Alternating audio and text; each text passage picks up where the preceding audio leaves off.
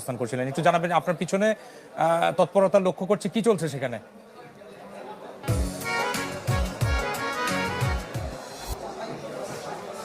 রাজশাহীতে ঢাকা ৮ আসন একটি গুরুত্বপূর্ণ আসন এবং আমরা দেখেছি যে এই আসনে নিয়ে অনেকেরই আগ্রহ ছিল এবং এই আসনে বিএনপির পক্ষে প্রতিদ্বন্দ্বিতা করছেন মির্জা আব্বাস এবং এনসিপির পক্ষে প্রতিদ্বন্দ্বিতা করছেন নাসিরুদ্দিন পাটোয়ারি। তো আমরা বিভিন্ন সামাজিক যোগাযোগ মাধ্যমে দেখেছি যে নাসিরুদ্দিন পাটোয়ারি বিভিন্ন ভোট কেন্দ্রে এগিয়ে আছেন। তো এই এমন প্রেক্ষিতে নাসিরুদ্দিন পাটোয়ারির পক্ষ থেকে একটি অভিযোগ আনা হয়েছে রিটার্নিং কর্মকর্তার কাছে। সেখানে বলা হচ্ছে যে অনেক কেন্দ্রে যেগুলো ভোট বাতিল করা হয়েছে সেগুলোকে আবারও যাতে গ্রহণ করা হয় সেই বিষয়গুলো নিয়ে। তো আমি এই বিষয়ে কথা বলতে চাই নাসিরুদ্দিন আহমেদ পাটোয়ারির মূল যে এজেন্ট, প্রধান এজেন্ট শাহিন আহমেদের সাথে। তো শাহিন আহমেদ একটু বলবেন যে আসলে কি অভিযোগ নিয়ে আপনারা এখানে এসেছেন রিটার্নিং কর্মকর্তার কার্যালয়ে?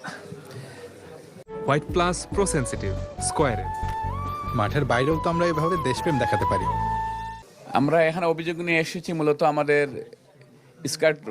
স্কার্টনে যে একটা এখানে আমাদের প্রার্থীদের উপর হামলা, প্রার্থী বলতে হলে আমাদের এজেন্ট যারা তাদের উপর হামলা করা হয়েছে এবং সাথে সাথে রেজাল্ট দিচ্ছে না। আর দ্বিতীয় নম্বর হলো আমাদের সিদ্ধেশ্বরী বয়েজে এখানে 50টা ভোট বাতিল হয়েছে। বাতিল এগুলাকে কাউন্ট করার জন্য মির্জা আব্বাস সাহেবের ওয়াইফ গিয়ে এখানে তিনি নিজে সেন্টারে ঢুকে গিয়ে এখানে তিনি চাপ দিচ্ছেন। আইডিয়াল স্কুলে সেম মানে 11টা ভোট বাতিল হয়েছে, এটাকে দানের শীষের পক্ষে কাউন্ট করার জন্য ওনারা চাপ দিচ্ছেন। আর মির্জা আব্বাস ডিগ্রি কলেজ এখানে রেজাল্ট হয়ে গেছে, আমরা 15টা ভোট সেই জায়গায় এগিয়ে আছি, কিন্তু সেইটাকে আবার পুনর্বিবেচনা করে এটা গণার জন্য চাপ দিচ্ছে এবং এখানে যারা নির্বাচনের সাথে জড়িত কাউকে এখানে বাইরে হইতে দিচ্ছেন না। এবং মাফলি ইনস্টিটিউটের সেম পুনরায় এই জায়গায় তাদের একটু কম পেয়েছে, তাদের বাড়ির পাশে, এই জন্য এগুলো তাদের ক্রেডিট হিসাবে সবাইকে জিম্মি করে রেখে এখানে তারা ফার্স্ট নিয়ে নিজেদেরকে আরো বেশি ভোট পাওয়ার যে বিষয়টা এটা নিয়ে তারা দান্ডা করছে আর কি। ধন্যবাদ শাহিন আহমেদ। তো শুনলেন যে আসলে যে নাসিরুদ্দিন পাটোয়ারি যিনি ঢাকা ৮ আসনে এনসিপির প্রার্থী, তিনি অভিযোগ নিয়ে এসেছেন।